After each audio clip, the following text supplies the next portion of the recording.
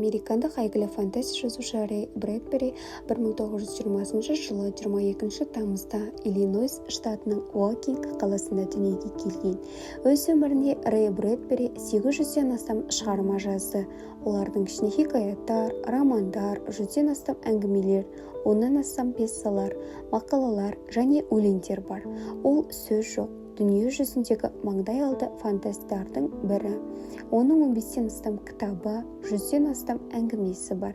Тек фантастика саласында жазғандары Марс хроникалар атты новеллалар циклі, Фаренгейт бойынша 451 романы, Сүйкімсіз қонақ повесі, Бақыт машинасы жинағы, 1947 жылы жазушының Қараңғы карнавал атты алғашқы әңгімелер жинағы жарық көрді.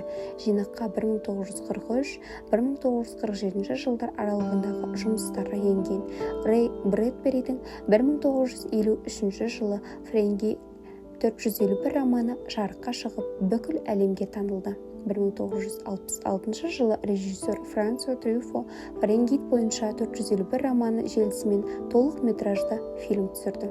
Ол 21 пьесалар мен 28 фильм үшін сценарий жазды.